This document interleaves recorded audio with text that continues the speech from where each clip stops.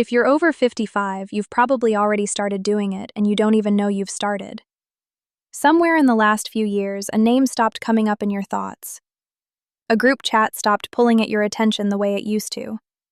A call went unreturned and something in you didn't feel the pull to fix that the way you once would have. You tell yourself it's busyness. You tell yourself people drift. But that is not quite what is happening, and the reason you keep missing it is simple. It does not feel like a decision. It feels like nothing at all, a quiet absence rather than a clear choice, which is exactly why it slips past you unnoticed. There is something happening inside men your age right now, something almost none of them can name, and by the time most men notice it, they have already been living inside it for years. I am going to show you what it actually is, not the polite explanation, but the real one. And by the end, you will recognize the exact moment it begins. In your own life, whether it has already started or not. It rarely looks dramatic. There's no argument, no falling out, just a phone call that doesn't get returned, and then somehow never gets returned again. Maybe it's the college friend whose birthday you used to remember without a reminder, and this year it passed and you felt nothing where guilt used to sit. Maybe it's the neighbor you used to talk to over the fence for 20 minutes, and now you see his car pull in and you go back inside instead, telling yourself you'll catch him next time, knowing somewhere underneath that you probably won't. None of this looks like anger.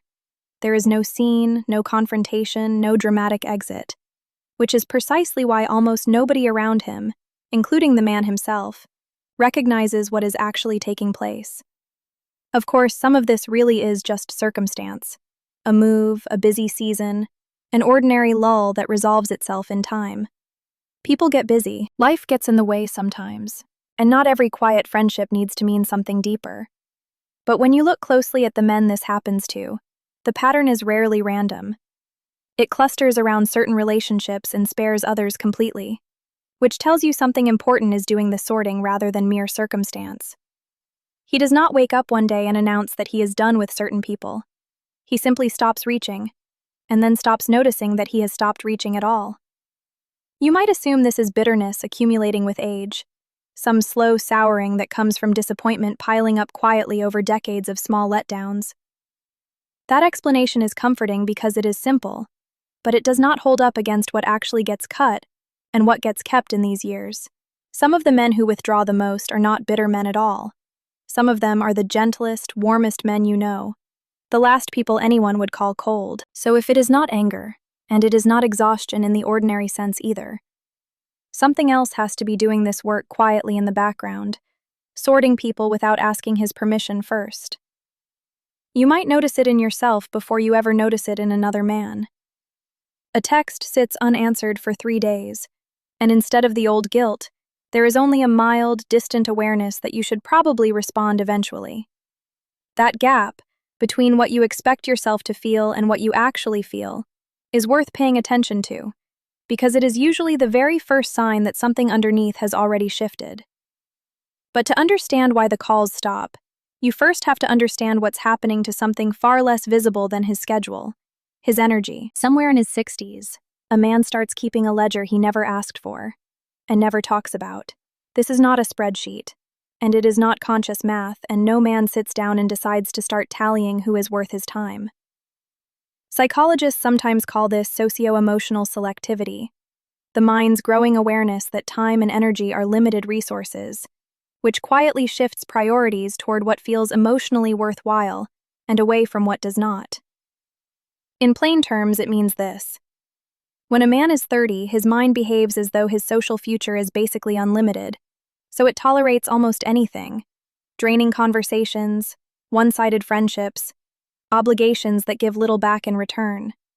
There is an unspoken sense, rarely examined, that there will always be time to fix it later, or to simply outlast the discomfort until it resolves on its own. Somewhere in his 50s or 60s, that sense of unlimited time quietly disappears, often without a single triggering event, and the mind adjusts its accounting without asking permission first.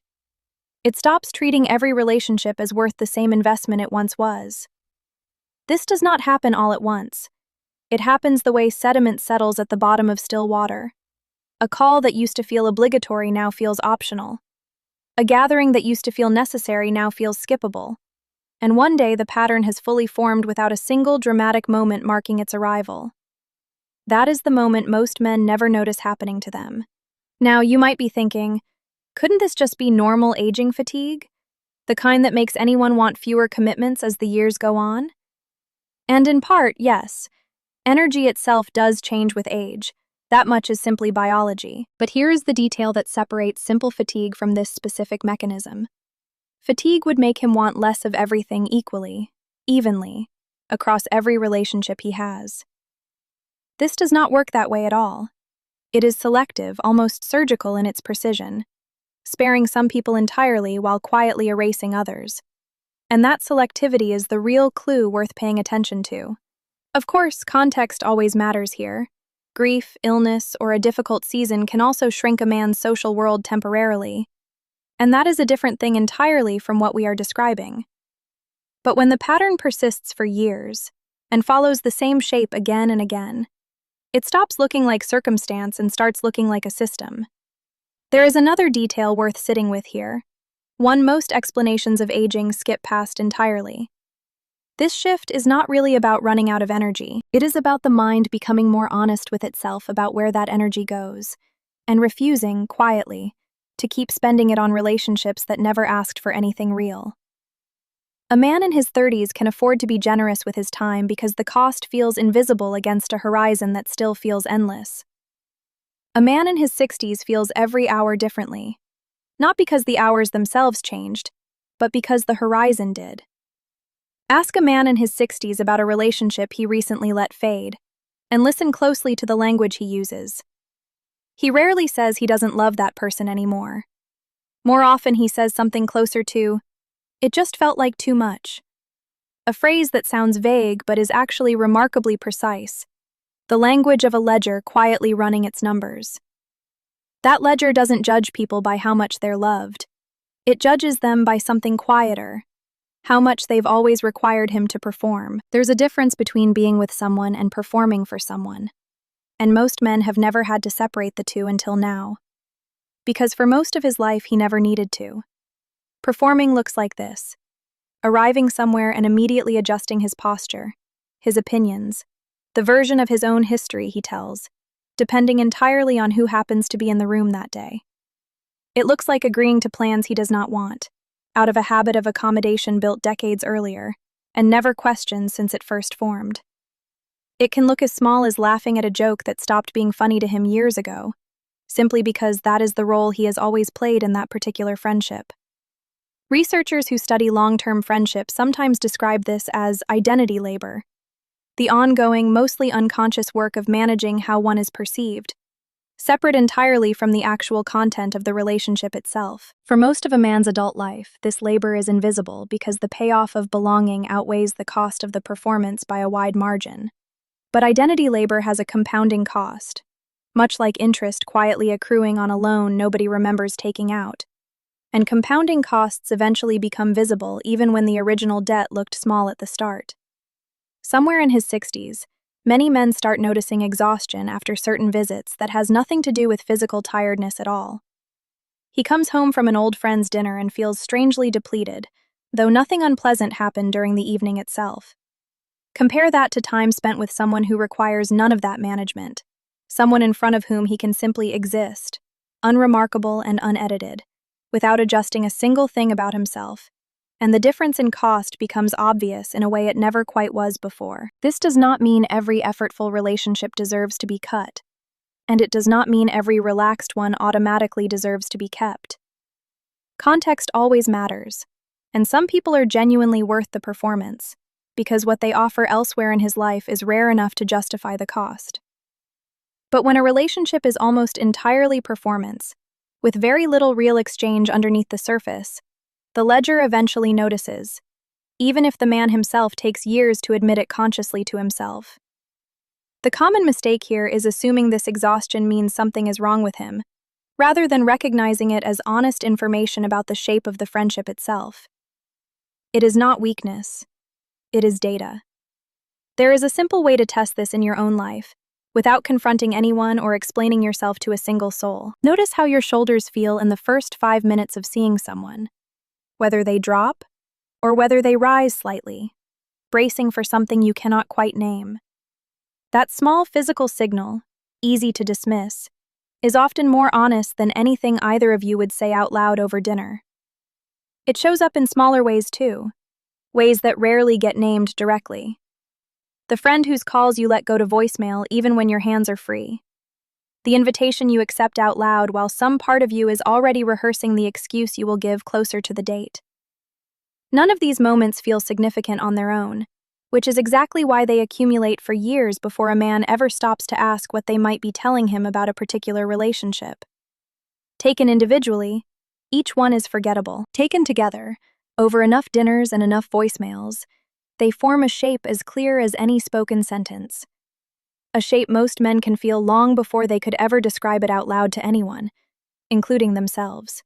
This is where it stops being simple, because sometimes the people he cuts aren't the exhausting ones. Sometimes they're the closest ones of all. Here's the part almost no one talks about. Sometimes the people he pulls away from aren't strangers to his life. They're the ones who've known him the longest. Remember what I told you at the start? That something was happening inside men this age that almost none of them could name. Something that felt less like a decision and more like a quiet disappearance. This is the layer where it finally becomes visible. Proximity to mortality, an awareness that time is not infinite, which tends to sharpen considerably once a man crosses 60 and starts noticing his own body differently, has a strange side effect studied in developmental psychology. It resorts relationships not by history, but by authenticity. In plain language, it means the mind starts asking a different question about the people around him. Instead of asking, "How long have I known this person?" it starts asking, "Does this person actually know me, right now, as I actually am, rather than as I used to be?"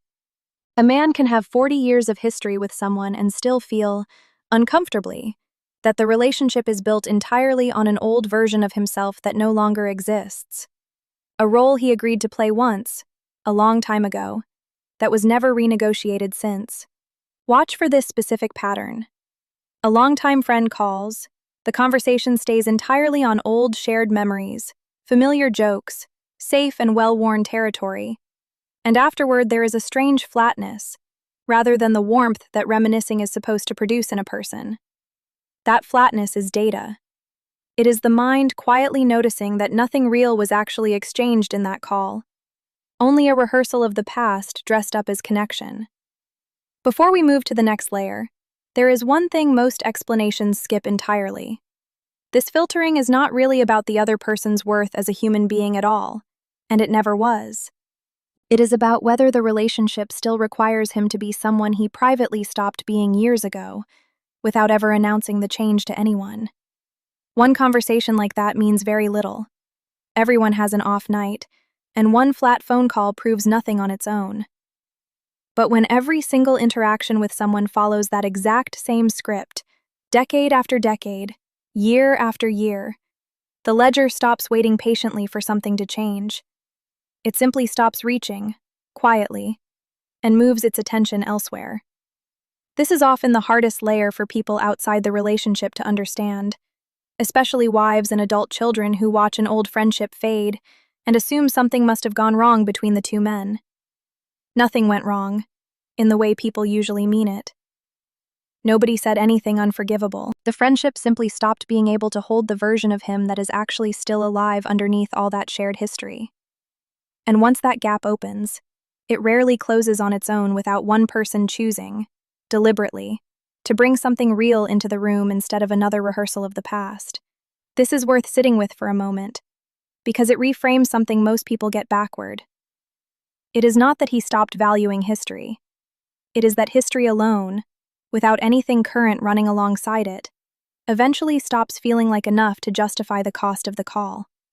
A relationship that only ever looks backward asks nothing of him in the present, and asking nothing of him in the present is precisely what makes it start to feel, quietly, like it is asking for very little of him at all.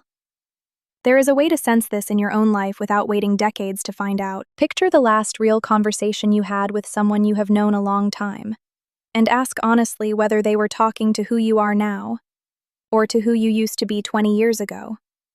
A subtle difference, but one the mind tracks far more carefully than most men ever realize.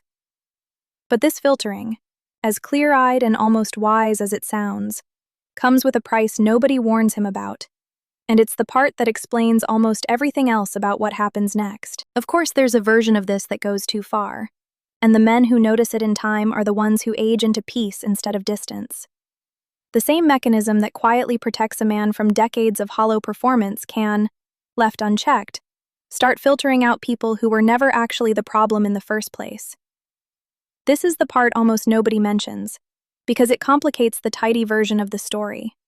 The version where cutting people off is simply wisdom, full stop, no further questions needed. Sometimes it is wisdom. But sometimes the very same instinct, once it gains momentum, starts treating any effort at all as a red flag. Even effort that comes from people who genuinely love him and simply do not know how else to reach him anymore. A daughter who calls a little too often. An old friend who shows up unannounced because texting never worked. Think back to a moment when someone reached out toward you. A little clumsily, a little imperfectly, and it landed as intrusion rather than the care it actually was. That misread is not rare, and it tends to happen more, not less, as this filtering instinct strengthens with age and gains confidence in its own judgment. The men who avoid drifting into real isolation are not the ones who reject the mechanism altogether. That would mean tolerating exhausting performance forever, which is its own quiet, slow-burning kind of suffering nobody chooses on purpose. They are the ones who occasionally question it, who pause and ask whether a specific withdrawal is protecting them from something genuinely hollow, or simply protecting them from the vulnerability of being truly seen by someone who is still, patiently, trying. That is the one question most men never think to ask themselves before it is too late to ask it. There is a quiet way to check yourself against this, if you are willing to be honest for a moment. Think of the last person you drifted from without quite deciding to. Ask plainly whether that distance protected you from something hollow, or simply from someone who was trying imperfectly to reach the real you. The answer is not always comfortable, but it is almost always clarifying. This is not an argument for tolerating every draining relationship out of fear of getting the filtering wrong. That would simply trade one kind of quiet suffering for another. It is an argument for occasional honesty with yourself about which category a specific person actually belongs to, checked every so often rather than decided once and left unexamined for the next 20 years. The men who get this right tend to share one small habit. They revisit their own conclusions from time to time, rather than treating an old verdict about someone as permanent and final. Understanding this is one thing. Knowing whether it's already happening to you or to someone you love, right now, in this exact season of his life, is another thing entirely. What you have just seen is not one signal but one unified instinct, reshaping a man's relationships as he moves through his 60s. It is not bitterness.